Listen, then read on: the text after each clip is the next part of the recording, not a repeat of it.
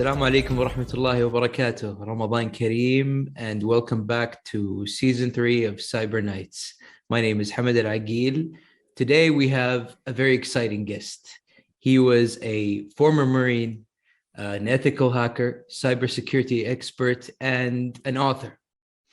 Our guest today is Brian Seeley with Naveen Bharadwaj. How are you guys doing today? Wonderful, man. Thank you so much for having us, Hamad. It's great to have you. Thanks for How's it going, Naveen? All good. Thank you so much. Can't complain. Ramadan Kareem to all our viewers. Ramadan Kareem to everybody out there in Saudi and everybody else that's watching this episode. Thank you. Thank you. So before we get into it, Brian, 2014, that's where it all happened, right? You tapped into the FBI, you tapped into the Secret Service, but I guess you told on yourself before you got caught, yeah? Yes, it was, I couldn't have planned it any better, but I didn't plan it. It wasn't like my big master plan. It was poorly thought out. It was the smartest thing and the dumbest thing I've ever done easily. But being able to walk out of there, I had good intentions and they could tell that I wasn't trying to be a bad guy. So they let me go. Kind of like, yeah, it worked out really, really well, and it could have gone way worse. Amazing background. It's a really good hook for anything, I guess. It's hard just to hear that for the first time for people and go, seen that before. Because no matter who it is, if it's an actor or a government agent or just a regular person, they're all like, what? Wait, you did that? What? Like there's a ton of questions, always. Definitely. I think we're going to talk a little more about that in today's show, right? I'm sure we will, and we'll hear about it till I'm dead. That story is staying with you for the rest of your life and after. Yeah. Yep. And I wouldn't have it any other way. Very good. Brian, you were in the region last year. In fact, you were in Saudi last year for Attack. You were one of the keynote speakers. What was your experience like? I'm not sure if you've been to Saudi before, but what was your experience at Attack, having met so many different Saudis and cybersecurity professionals? To Saudi before. I lived in Kuwait, Iraq, and have been to UAE a number of times, to Dubai and Emirates, but I'd never been to Riyadh or Saudi. It was very similar to the other countries I've lived in. It was, for a first event, holy cow, it was so much better than I anticipated. I've been to first events at other venues that they weren't half the size. Didn't have nearly as many speakers. And I got to meet the CISO of Coinbase, Philip Martin, the CEO of Offensive Security, and her husband, and they're both like theoretical quantum physicists. Like some of the smartest people on the planet were sitting in the car with me on the way to the hotel from the airport. And oh my goodness, the airport was incredible. I've never seen an airport like it. And I lived in Tokyo growing up as a kid.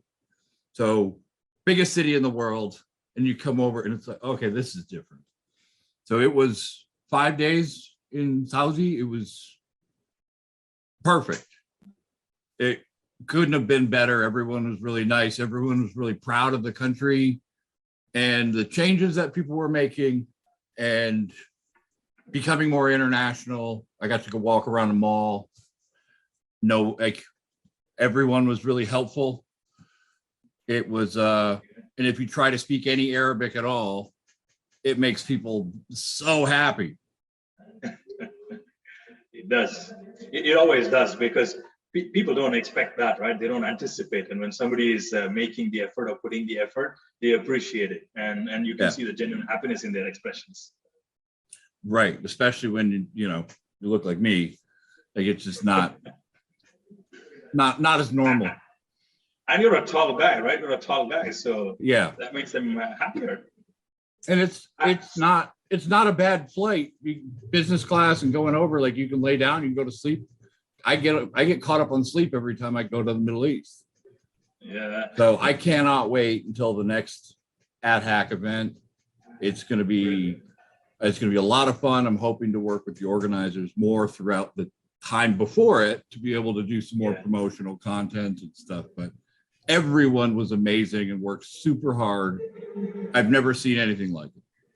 We can't wait to have you again, and hopefully the second attack will be even better.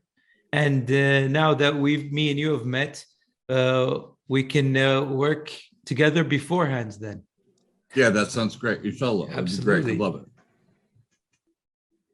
Super. So what's up in 2022, Brian? What's happening in the cybersecurity space? What do you hear? What do you see?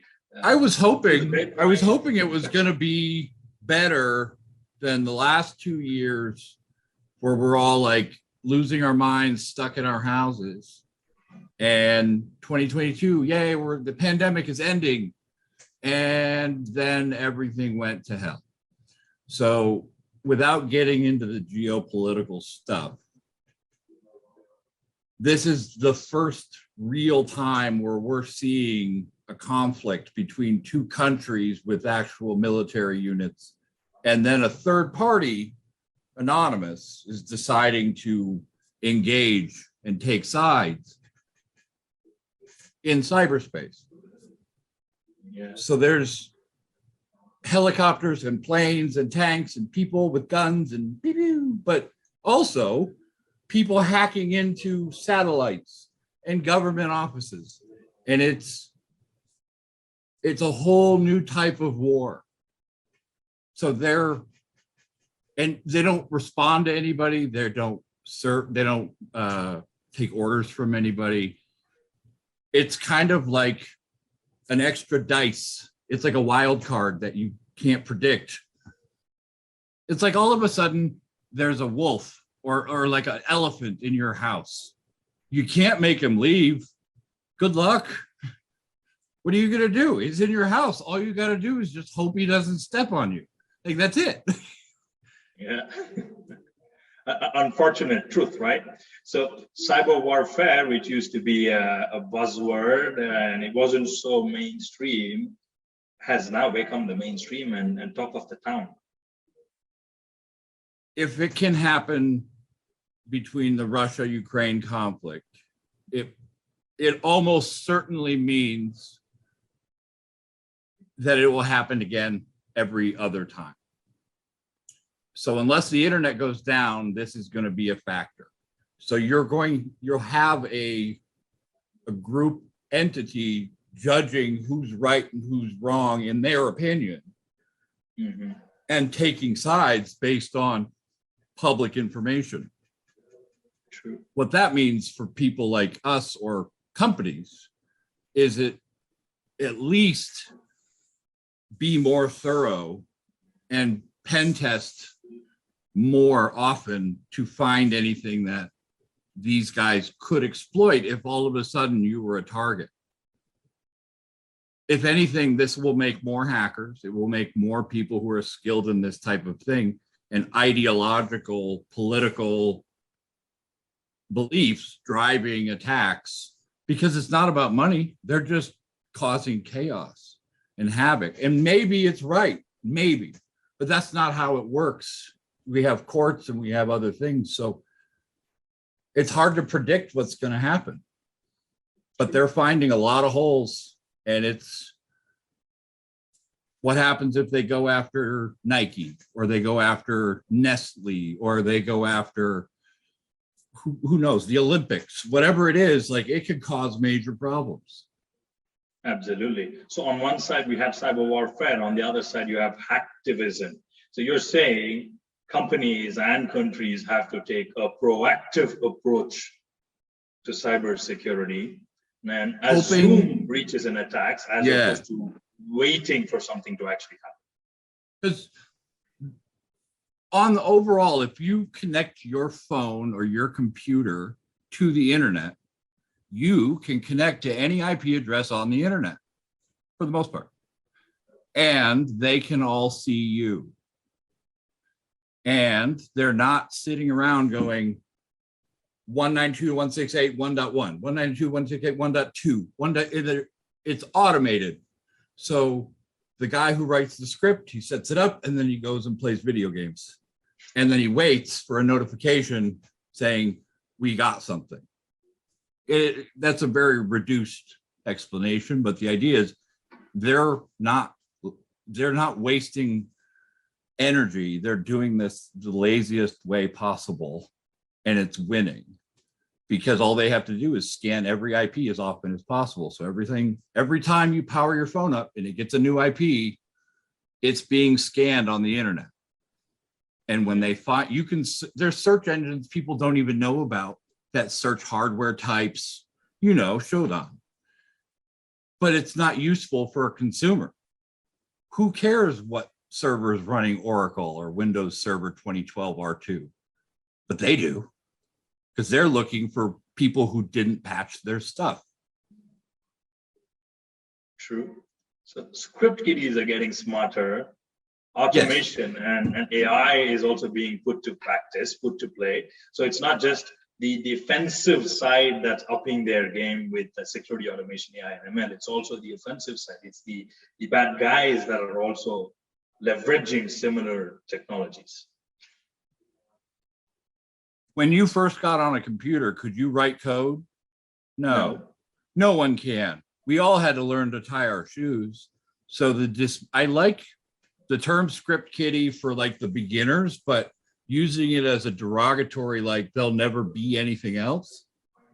I was a script kiddie fairly recently. Like I didn't start doing this at 3 years old.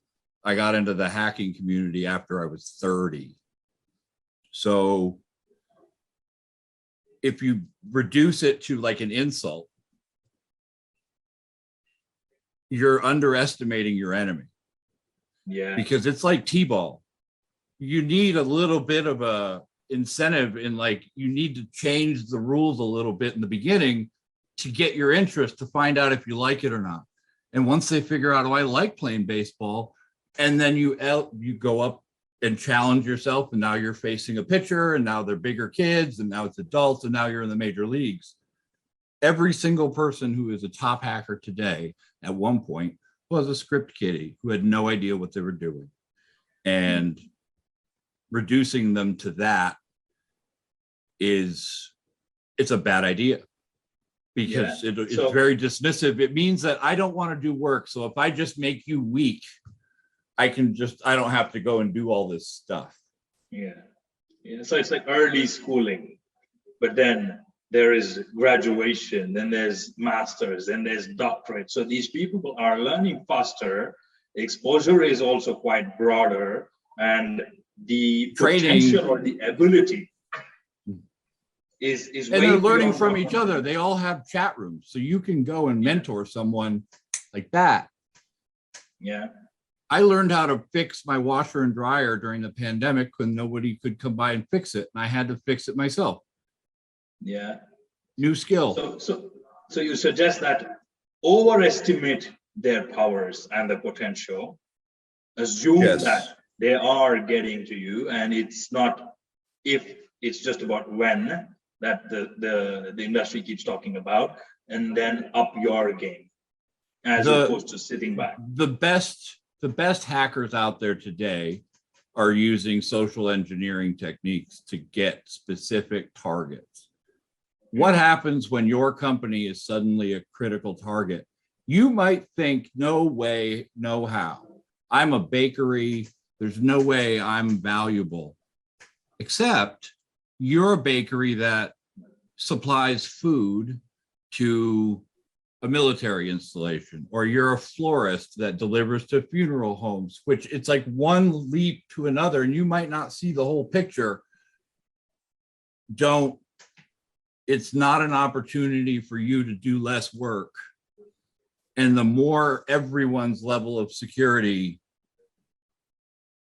it's beneficial for the United States or any country to help and educate, let's just say educate citizens of Iran to make their websites more secure it helps all of us rather than why would we not? Because then those websites are now less compromisable by other hackers being used to stage attacks. If we collectively get better, it reduces the amount of botnets, it reduces places to hide. If we all had the most secure websites, it would take a lot longer for people to hack in, set up shop, be able to use that as a staging point. If everyone changed all their default passwords for all their devices or had MFA, we would see a significant reduction. True. Your bakery example, it brings in two interesting points, and perhaps we should talk about that. Point number one is the fact that the size of your organization, the type of your company no longer matters. They are coming after you. They might end up compromising you. That's number one. Number two, on the third party and supplier side as well, I think the types of risks, the nature of the risks is always on the high. So you might be investing heavily in your internal security mechanisms and defenses, but if your third parties and if your suppliers are your Achilles heel, so to speak, then your investment, time, energy, money, down the drain. Let's say you have a roommate and you're in the middle of a pandemic and you take your mask everywhere and you got your boosters and you got your shots, and your roommate goes to the nightclub, never wears his mask, never washes his hands. He talks really closely to people and he gets sick. That's like a third party who's got special access to your internal network and your home environment, your safe place, and is not living up to the same security protocols that you are. He has now put you at risk. It's a very similar equivalency. So telling your colleague that they have to badge in every time you come in from a smoke break, but I know you work with me, we're going to a meeting together, I still have to go swipe my badge, open the door, you have to swipe yours.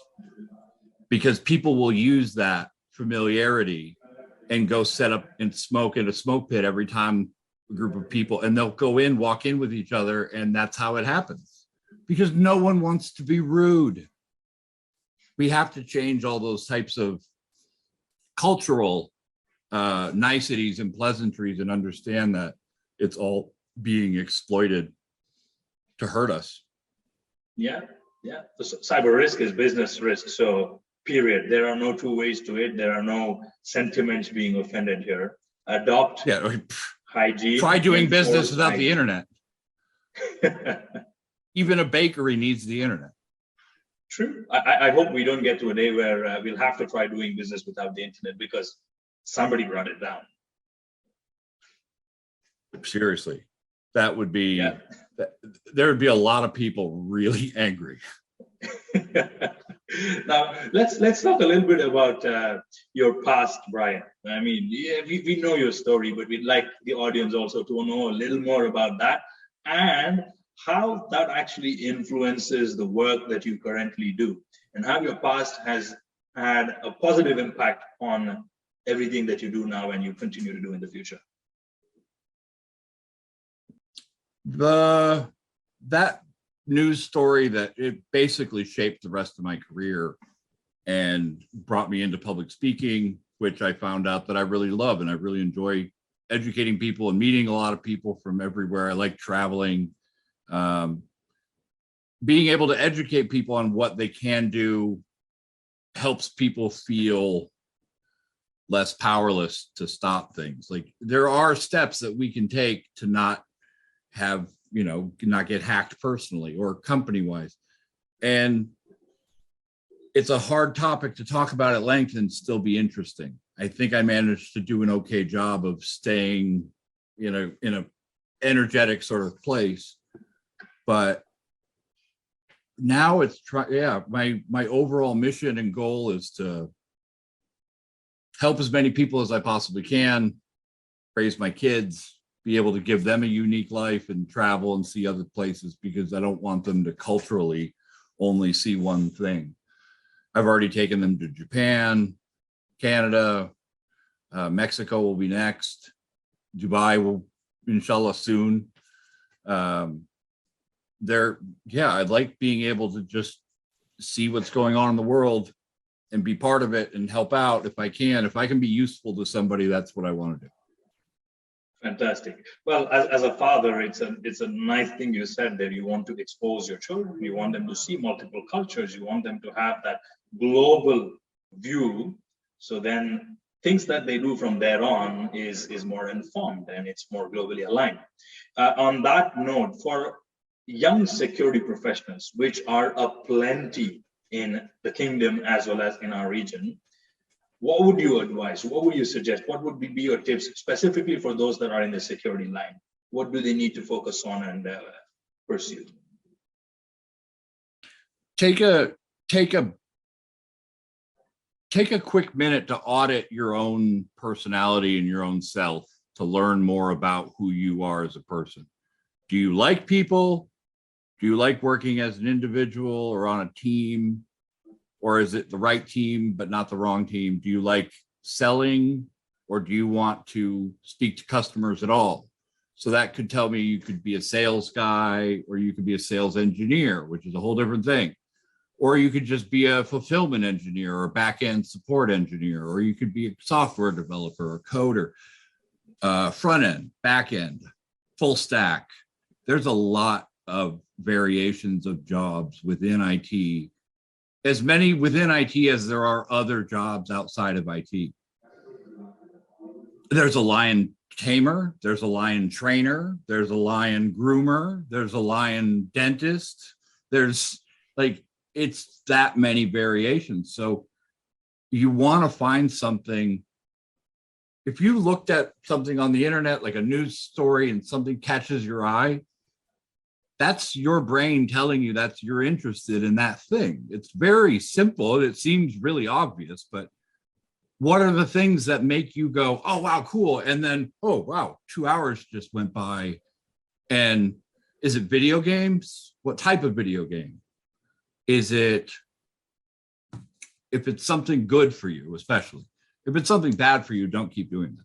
But pick a target. A good target would be Network Plus certification or A+ certification, something entry level. And if you like the idea of being a hacker, you could pick hardware, you could pick websites, you could be reviewing code, you could be writing code, you could be attacking, or you could be defending and building. One guy, a guy named Mike Reevey, really famous in the Microsoft ecosystem. He built the threat center for Microsoft. Now he runs the enterprise security at Electronic Arts. He asked me, he's like, do you like building stuff or breaking stuff? I'm like, well, I like building stuff, but my past tells me I break stuff too. So based on my track record, those are good red team or blue team. Do you want to sell something? Do you like talking to a lot of people, or you only want to focus on your tasks? Do you want to be a high-level engineer? There is nothing holding you back from those things, and there's no shortage of people willing to mentor and answer questions. At Reddit, subreddits, there's WhatsApp groups for almost every country and every industry for security and everything else. Like, it's that level of specificity. The internet is a way to connect so many people. And like going to AdHack, there was a Polish team who won the capture the flag. They were like 16-year-old, 18-year-old, 21-year-old, 24-year-old. And the American team that got second, they were between 16 and 20. There were like 5 of them, like traveling the world, hacking stuff. And everyone looks different in different countries, but they're all together doing the same thing, participating in being this group of really interesting, brilliant people. Yeah. Find when people your normally group. say, yep. When people normally say hacking, the industry tends to take a negative connotation to it. But we're talking ethical hacking here. We're talking about people. Exactly. We're talking about people coming in, participating, all hands on deck, and supporting. Right? They capture the flag or the bugs bounty. We are talking about taking help from these ethical hackers in trying to break what people that built it thought is unbreakable, understand the tools, the weapons that they took, the hammers, the drills, the screwdrivers that can actually break it, and then make it stronger. So if we could have done that with the Titanic, you know, we might not have had this boat sink. Like someone would have gone, that's a problem. You might want that, that. It's breaking something in a controlled environment, giving someone really good, actionable things to do, to fix. Yeah. And then there's whole teams of people who just fix problems that they found. True. That's what I'm particularly good at. That part is the remediation, identification of all of the different things. So like the last company I worked with, almost 10 petabytes of data, 7,000 nodes, like 50,000 cores, and finding huge lists of vulnerabilities that you need to go through of various severities, and just going, all right, you're on this block of machines, you're on this block, this one comes down at this time, this one comes down at this time, this one at this time, and then you take those down, these spin up so you don't have services go down, and analyzing and running simulations in a test environment to duplicate all those things to see, is it going to break stuff? So trying to think ahead and plan ahead and be clever to build a better mousetrap, to build a better company, because you can't lose data and you can't take stuff down in the middle of a day for a production for-profit company. You lose money every second. So you have to plan that stuff out, and there's ways to do it. You just got to be clever. Yeah, simulate breaches and attacks in a controlled environment, not necessarily your production. You know, now we're actually getting to talk about the other interesting aspect of today's session, which is the trends, right? You're talking quite heavily about breach and attack simulation. You're talking about ethical hacking, the red teams and blue teams. You mentioned about nodes, so endpoints and networks and protection around them. You talked about multi-factor authentication a little while ago. You also said that you met with some of the world's most famous quantum physicists. And quantum is also now influencing the cybersecurity industry heavily, right? So can we talk a little more about these? Can we elaborate on these trends or these technologies that are coming in as buddies for the cybersecurity industry? Quantum is throwing a big loop, a monkey wrench in everything. So there's people that have put together encryption, and some guy with a laptop and an encryption and a quantum capability of some kind is breaking this password that's theoretically not possible to break. So if it almost makes me wonder if if government agencies have actually done it yet, but they haven't let anyone know. Because if all of a sudden all of our public encryption that seems to be unbreakable in a reasonable amount of time, every public certificate would be done, Bitcoin would be gone. Because if you could break private keys and figure out what it is with a few hours, you would never need to work again in your life. But then again, you wouldn't be worth anything, because the second someone figured out that you just took it, they'll know you broke encryption. So there's companies who are trying to come up with, or have claimed, I haven't vetted any of the companies that have actually said we have quantum safe encryption. I know there are companies that say those things. I met some of them at JISEC, but I haven't validated it personally. That being said, they probably are telling the truth. I like to give people the benefit of the doubt. We will see as things move forward in the future. Let's just hope a whole bunch of things don't keep going badly. Well, interestingly, in this series, one of Hamad's upcoming guests is going to talk specifically about quantum safe encryption, and their company has developed a technology which they have proven to be quantum safe, and to help companies become quantum safe and adopt cybersecurity that's going to keep them against possible attacks that might come in the quantum era.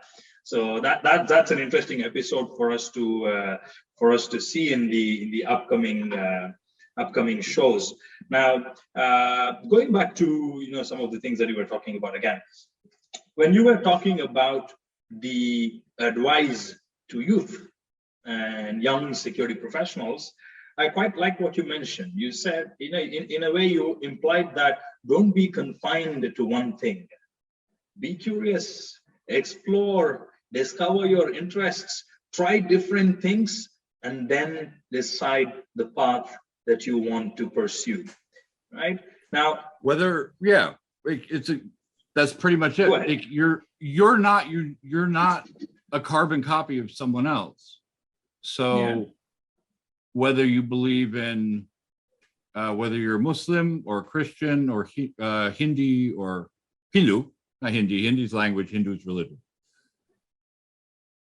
You have some people have a concept of destiny or fate or maybe purpose. Your job is to find your purpose. And if you don't believe in God or any afterlife or universe or bigger picture or something else out there, that's fine. But you still need something to do. yeah. And I know from personal experience that if I do things that are myself focused, if I'm only thinking about me, I feel worse. My life is worse. If I focus on my children and helping others and my friends, and my life is better. So that's enough for me, even if all the other stuff is not true. It's enough for me to try to be helpful to people, just to not feel shitty all the time. Right. Well, how much of those tips apply to the senior security folks out there in the industry, the CISOs, the cybersecurity directors, the heads of SOC, so on and so forth? I feel worse almost for the people who've been in an industry for a lot longer than somebody who's new, because they still have a lot of options. You can still, like, you might want to make a podcast, or you might want to do art, you want to contribute to a website, or there's one guy who spends a lot of his free time editing Wikipedia, and he's got the most edits out of anybody in the world. And that guy is a very valuable person to humanity, maybe not monetarily, but that's not the only way to measure your life. It's just an easy way that the media tells us to measure ourselves. I might not have $1 million, but I'm happier than a lot of people I know. And for the people who are younger, you have all the options in the world. You can start making mistakes and find out what you can't go through life without making them. You find the wrong job, you go, oh, I don't like that. I want to go do this. Ooh, I don't like that. Ooh, this is good. And you find those things and make sure you keep that in mind. Ask questions of people like myself, of people above you in any way, shape, or form, someone who might have advice for you. The people who are at the CISO, CEO, CIO level, they have options because they have money, but they're also a lot of the time owned by the things that they own. So you end up being a slave to your car payment and to your house payment and to your kids' private school tuition. You can't quit, even if you wanted to, even if you had to because of a medical emergency or family, something. So live in a way that allows you to sleep at night. Find something to do to make money, to take care of your family. Find something to do, like a hobby that gives you exercise. Find something to do that feeds your soul, something that makes a difference, whether it's teaching kids how to read or computers, working at the YMCA or Boys and Girls Club, mentoring somebody, whatever. You have to do those things, in my opinion. If you don't, things go weird. So to balance the professional corporate aspects with some hobbies, passion, community service, giving back, right? So if you're a CISO, I think one of the easiest ways that you could give back is go to your local college or university and teach kids about cybersecurity. Get out there of your house and perhaps create security awareness amongst people around you, because this is B-sides events. Go to security events. There's tons of these things, or you can start one with friends. Yeah. Oh, you don't think you're qualified? Well, you're the only one who got up off the couch, so you're the right guy. I can tell you a million things I don't know, and there's a million people who are better at hacking in every single way, but they might not like people, or they might not be in this place right now. They're somewhere else. So do what you can with what you have right now. Don't think, oh, I'll start my podcast when I have a better computer. I will help that homeless man when I have a little more money. Yeah. The time is now. It's a pretty good time. I think there's an old proverb. I can't remember where it's from. I think it might be an Arabic proverb. It's the best time to plant a tree was like 20 years ago, so that it grows and you have someplace to sit. The next second best time to plant a tree is now. Right. Well, let's plant those trees. Let's plant those seeds. And one of such trees or seeds that we've planted is obviously our relationship. So you've been appointed as the strategic advisor to Spire Solutions, right? So how do you feel about this, and what can the region expect from you and from this engagement, Brian? I think it's a perfect. We met the first time at JISEC in 2020 when it was JITEX, JISEC at the same time. And I did a book signing with you guys, and we just all got along really well. And then I ran into all of you again at AdHack in Riyadh.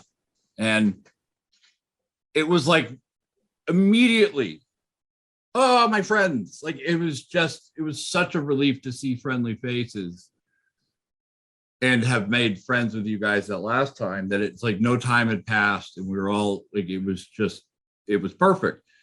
And my skill set and what I've been very fortunate to be blessed with, I hate calling it fame, but notoriety, I guess, can be used for drawing a crowd or drawing people to a topic or a conversation. And I'm not trying to only promote like, well, look at my Instagram or go buy this thing. I like just meeting people and talking to people. And sometimes it doesn't have to happen an agenda. So it was natural to come on board and try to think, how can we give educational content? How can I go and speak with Spire at different events, raise awareness, be fun, be interesting enough that people will want to, see me more than once, or say, hey, you should go listen to that guy. Because if you suck, you could get an audience once, and then after that, no one will want to see you again. So having repeat business is a good sign. True. And I think we all got along really, really well. So we all just clicked and it worked. True. It feels like we've been engaged for a very long time, and it's the same feeling we have with the Saudi Federation and the fantastic team there, Ahmad, the engineer Muhammad Al-Shabrani, and everybody else that are out there, right? So one of the other things that, of course, our engagement brings to the region is alignment with international standards, some insights from outside of the region, because more often than not, many of us or the industry might be consumed with everything that's happening here, while something major, massive might be happening outside of the region. So to try and feel the pulse of the global cybersecurity space, to be proactive about some of the things that the region needs to focus on, bring ideas, technologies, expertise, and experts such as yourselves to come help increase or enhance the regional cybersecurity posture. Now, to that end, Brian, if you were to say, or if you were to summarize some of the key challenges within the cybersecurity space around the world, what would they be? And if you were to also give some possible tips in terms of solving those challenges, what would they be? Well, overall, there are not enough cybersecurity people. It's like every time we invent something new, it's like every 6 months, a new router, a new device, new technology. All of us have to learn it. There's not enough trainers to make all the people because there's not enough people in the field. It's a new field that's growing, so we're always going to be shorthanded. And there hasn't been a time where the technology has progressed human civilization, like electricity or whatever, that's been so business critical. Like if you get electricity in your shop for the first time, aren't breaking in and stealing stuff and like holding your business for ransom. The worst thing that happens might be a fire or the light bulb goes out. So say it this way, the first hacking conference in Saudi was better than most events that have gone on for 5 or 10 years in almost every other country. The only places where there are bigger events is Black Hat and DEF CON and a few other places, but those are the ones that are notable, like obvious. Yes, maybe the Middle East region in terms of adoption of cybersecurity standards, which for the most part, the biggest ones are coming from the United States, NIST, PCI, all these other things. When you develop the tech at Caltech and MIT in the 60s and 70s, and it's pretty much is the United States sort of pulling everyone along.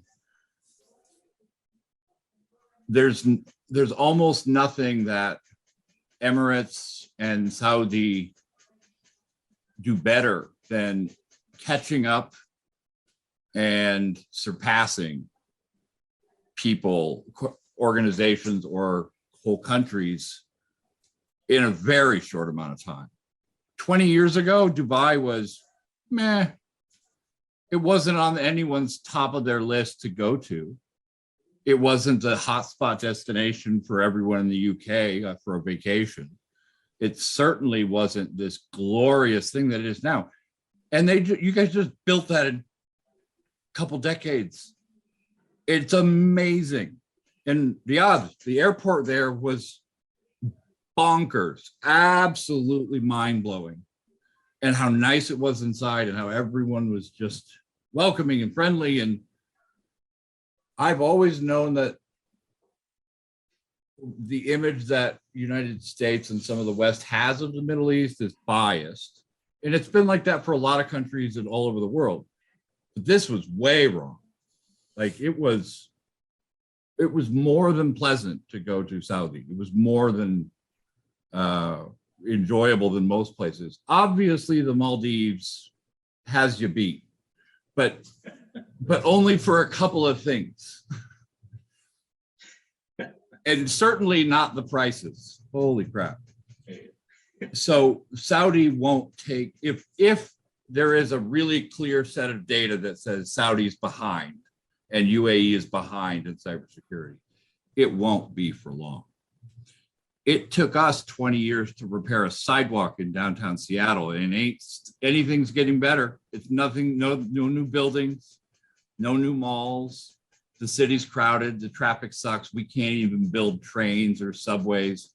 Japan has subways above and below, it's 31 million people. It's just like subway, boom, move this train, boom, done.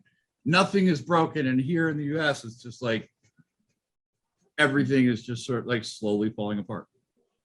Yeah. So yeah. You can see quickly where things are working and coming up. And Riyadh and Dubai and Abu Dhabi will be global leaders in, I don't know how long, but it won't take we'll be alive. Yeah. Well, interestingly, there are 3 to 4 things that I can supplement to what you said. Number one, from an infrastructure perspective, let me stick to Saudi Arabia, right? The amount of changes that the kingdom has seen in the last 5 to 7 years, thanks to the fantastic leadership of the Crown Prince, is phenomenal. They're building a city, Neom, which is powered by technologies that most of the cities in the world can't even think of. They're coming up with one of the world's nicest of beaches and beachside resort location by the Red Sea. So the Maldives, I'm not going to compare them both, but they have something there. So the infrastructure is becoming beautiful. It existed, it was nice, it's becoming beautiful. Now, specific to cybersecurity, if we look at the ITU Cybersecurity Index, which was released a few months ago, Saudi Arabia has come up like nobody's business and have what did I just say? I'm not even slightly surprised. Exactly. So the proof in the pudding is in eating it, and ITU has given a brand stamp saying Saudi Arabia is doing an amazing job. Now, you talked about an interesting global. Speaking of pudding, they've got a lot of pudding at the supermarkets in Saudi Arabia. Umali. Flan. And that's just one, but then there's a lot of other desserts that Saudi is renowned for, right? Now, you talked about people's problem as well, which is a global challenge in the cybersecurity space. There aren't enough people. Guess what? Saudi has taken a proactive approach, and the Saudi Federation. I heard when I was there, they were talking to me about that, like huge buildings where you live and go to boot camps, and then they give you a job after it's over. Like it's genius, but we're here in the US, people are fighting over the dumbest shit, and it's not stopping anytime soon. Or we could try to like actually compete, but we're not going to. True. In fact, I can engage Hamad here to talk to us about some of those fantastic initiatives that the Federation has come up with. Cyber Nights, Cyber Hub, the Students Portal. Hamad, tell us a little more about how you are addressing the talent challenge or the people challenge in the cybersecurity space. Definitely. Here at SAP CSP, we aim to enhance students that have interest in cybersecurity. So in Cyber Hub, and you, Naveen, know, since we've recently signed with each other to work with these students, we find these students that have interest in cybersecurity, we train them, we give them certificates, and hopefully let them get ready to find jobs suitable for them. And as well, we do have the boot camps that you talked about. So they stay here for a couple of months. They train with the best instructors. And then at the end of the year, they graduate. And then, then all these cybersecurity jobs, they want them. They look for them. If it's banks, if it's IT companies, anything. So we're definitely aiming for that, and we're aiming to have a lot of students graduate that have a cybersecurity background, since it's really important in the future. Absolutely, and congratulations on the amazing work that the Federation's been doing. Absolutely, and it's definitely helpful when we have good friends such as you guys. Well, I would jump at the opportunity to see one of them the next time I'm out there, and if I can help in any way or teach or something, whatever. Absolutely, we would love to have you here at SAP CSP. It's good, like watching really big changes happen or being able to be part of it and see it's really an honor. Like there isn't that much vision in a lot of places which are now stagnant. Absolutely. It'll be cool to watch Saudi grow. And it would be cool to have you here and give one of your speeches or advice to the future cybersecurity. I can show people how to put on sunscreen, because I'm really good at that. Well, sunscreen protects you from the sun, and tips from you would protect for only a few minutes. I'll I'll come to Saudi anytime as long as it's not July, August, September. I'll die. I've been in the Middle East. It's just too hot. Great stuff. Great stuff. Well, I think the least that we could do, Hamad, is to, a lot of amazing stuff is happening in Saudi. Organizations like the Federation is doing a great job in bridging the youth, bridging the future with the present, and in connecting them with the industry. The least that we could do is play our parts to support and help in any possible way we can. With that, we are approaching the end of today's session. Brian, any closing comments, any thoughts, any humor before we call it a wrap? If I can remember, Ramadan Mubarak. That is correct. I couldn't have said it any better. It was an honor to get to talk with you again, and I look forward to working together in the future. And if I can be of help, please reach out. And anybody who sees this, wants to find me, follow me on Twitter or Instagram. I'm pretty easy to find. Just look for this stupid face. Thank you, Brian. It was a pleasure having you. Thanks, Naveen. I'll see you at work tomorrow or whatever we do on Zoom. Thank you, Brian. Thank you so much for your time. Thanks for the amazing show. Hamad, thanks for having us over. It was a pleasure. It was a pleasure, guys. And I hope to see you guys soon. Ma salam, Habibi. Ma salam. And Ramadan Kareem to everyone once again.